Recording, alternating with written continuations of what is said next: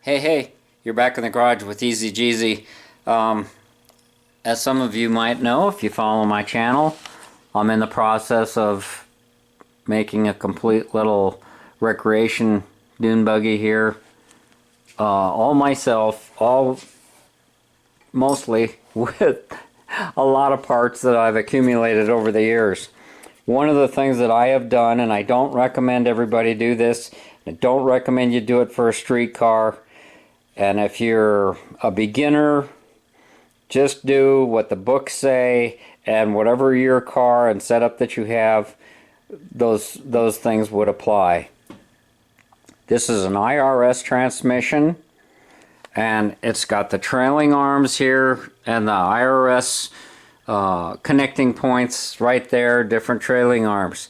If I wanted to run an early swing axle transmission, and I have a bunch of those I need to test, I can put those in there. I have to change the spring plate and change the transmission, of course, but the mounting and the setup and all that is going to just be a nuts and bolts type of thing. You don't have to do any fancy machining or anything else like that.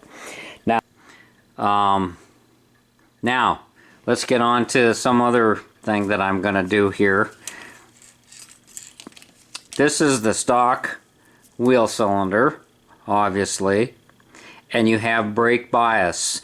The wheel cylinders on the front are bigger than the wheel cylinders on the back, and they also have a different master cylinder. They switched to a dual function master cylinder, so if you cut a brake line or something happen, you still have at least two brakes functioning, okay? This doesn't have front brakes. It's never going to have front brakes. So what I'm going to do is take a front wheel cylinder and replace this with one that goes on the front. If you attempt to do this, be careful, because this is a Volkswagen style wheel cylinder. It's aftermarket. Doesn't have VW even on it, I don't think. But make sure that your bleeder screw is at the top. I've done this on numerous cars, had fronts on the front and put the fronts on the rear, or in some cases I've switched and put the rears on the front and the fronts on the back, because a little fiberglass dune buggy is so lightweight. You need some brakes on the front to be street legal, but you don't want them to be overpowering, because those front wheels will lock up and the back wheels are still rolling. So what I'm going to do to get a little more power on this car is remove this old wheel cylinder, look it over real close, take it apart, and then decide. And I've had to sometimes grind a little bit to make this fit. Don't get too aggressive and take your time, but you can get it to work, and it will give you more power, because on this type of a vehicle I'm going to be running larger rear tires and wheels that are heavier and larger diameter, and that kind of helps with the braking. Of course, if you can afford it, go to disc brakes. Yeah, we'll see how much this gets used and where I'm going to use it before I start throwing that kind of money at it. Abracadabra. So it all went together smoothly. This is the one that was on there. This has an 18mm bore, and this one has a 22mm bore. This will give you a lot more braking power. Now, remember that these have a bevel in them. These little arms that stick out here. So get the wide side at the bottom and the narrow side at the top. Once you get into it, you'll understand what I'm talking about.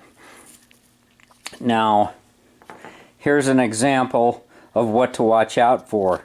This is the one that I'm going to use on the other side. Looks like it's brand new. And that's the one I want. It's going to bolt on the other side of the car, and the holding bolt is on the bottom. Now, here's the mistake you can make. This is off of a different model year, and if you look, the bleeder screw on this one is on top, the bleeder screw on this one is on the bottom, or actually on a front of a car, they sit in this manner, and it just, you can't get the air out of this one. If you want to switch to the 22 millimeter, this was an IRS, or is an IRS setup. Whatever your IRS setups. In my case, it was 69. You could ask for the 69 front wheel cylinder and put it in the back. And I forget which way you go. I think if you want to put the rear one in the front, you have to do a little grinding. And this is not recommended on a daily driver street vehicle that never sees off-road. This is for my recreation buggy.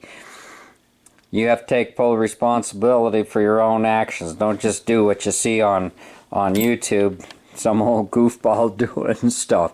But all the stock components went back on here. I plan on reusing this setup to get my project started. I think it's a good idea to start with brakes that somewhat work. I would eventually like to upgrade to disc brakes, but like I've said many times, I'm trying to use up parts that I already have in my garage. I'm looking around here at this stuff. It's going to take two hands for me to get this shoes lined up in there, but it will work, and I may have to turn my adjusters, and this is an excellent time. Sorry about all the wiggling and stuff.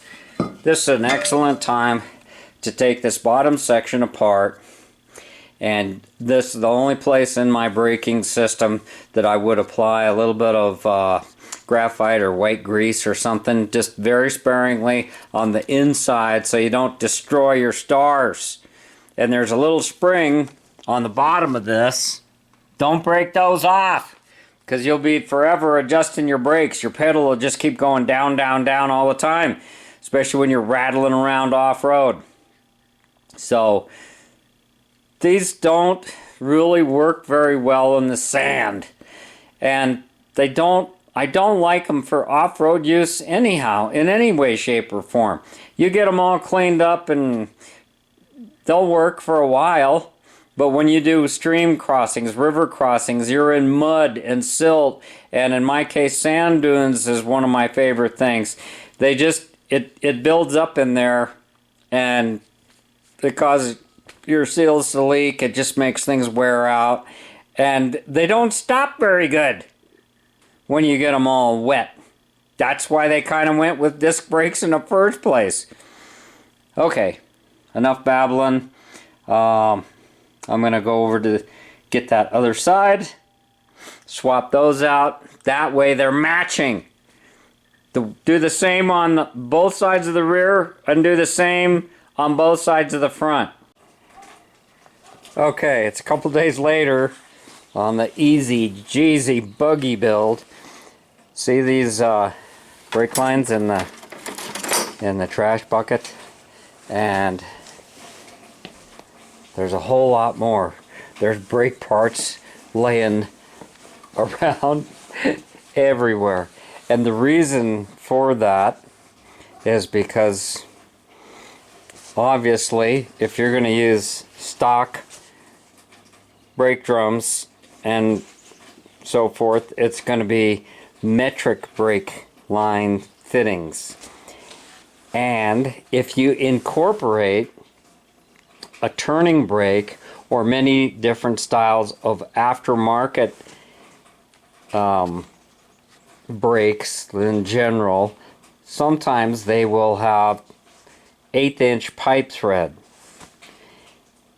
Then on top of that you have the, let's call them American brake lines or SAE brake lines, which is a standard flared thread.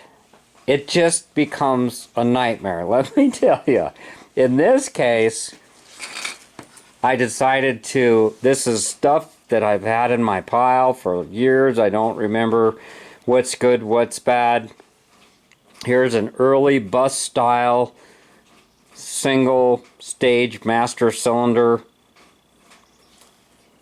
And I'm coming off of that with a metric brake line into the cutter brake, which is 1/8 inch pipe. So I have an adapter fitting here that got me from metric into this, and then the pipe thread into this control.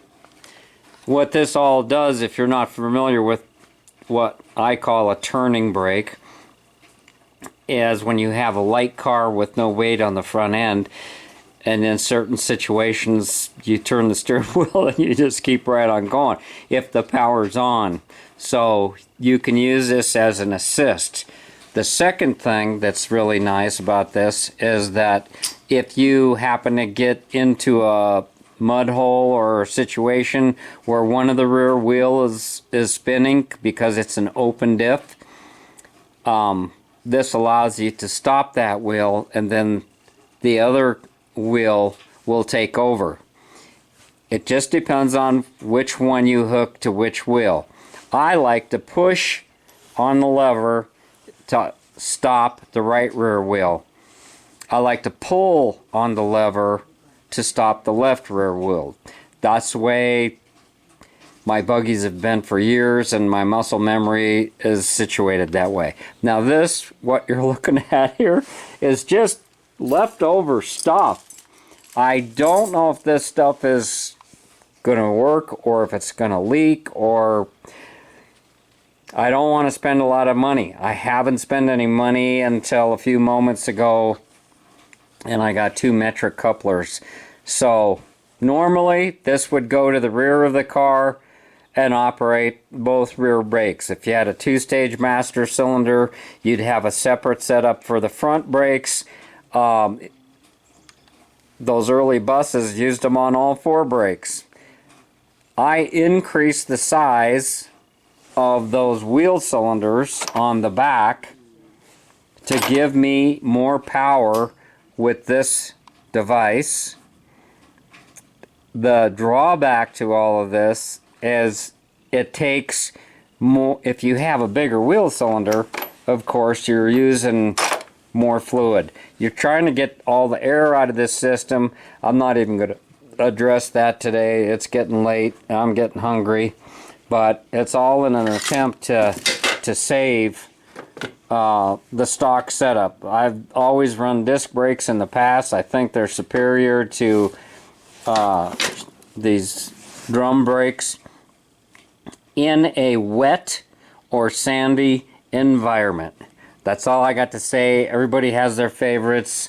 I know there's going to be some old school guys, nothing wrong with stock brakes if you have all the components to keep the dirt out. Well, that's not true. Not when you're going across rivers and creeks and things like that. Now, this looks so bad,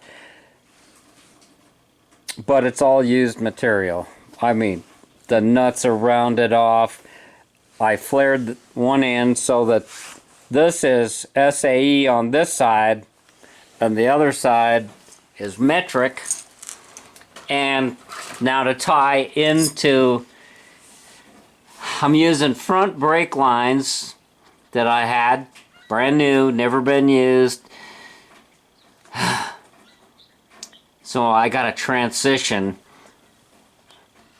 from, I need a coupling. They use this 3-way fitting on a stock application because one pedal does it all. That won't work. And I only have 2 of these plugs, and I'm going to need them on the master cylinder. And this is a M10 by 1.0 thread pitch. I've seen other things stuffed in there, but this has got the proper taper on it. Uh-oh, there goes my compressor. So that it will bottom out in a flare type brake fitting. I don't want to spend a lot of time on that. And now I'm competing with the compressor. So I think I'll call this a wrap. And hopefully soon we'll get this thing out. I've already got problems with my clutch. Does not want to disengage. So I'm working on the brakes today. I've got my truck in the garage because we just had a big snowstorm come through, and I just wanted to bring it inside. So kind of limit on workspace, and I'm exhausted. So thanks for watching. Thanks for subbing. TheEZGZ out. Be safe, especially when it comes to your brakes. This is an off-road recreational buggy. I would not do some of the things that I'm showing you if it was a daily driver out in traffic, on the highway, going down the interstate, the way people drive now. You better be sure your brakes work exceptional. I'm not saying that there's not aftermarket stuff that will help you do that. A lot of cool disc brake stuff. I'm running them myself. Impy disc brakes. Been running them for years in my tub buggy. So be safe out there. We'll catch you on the next one. TheEZGZ out.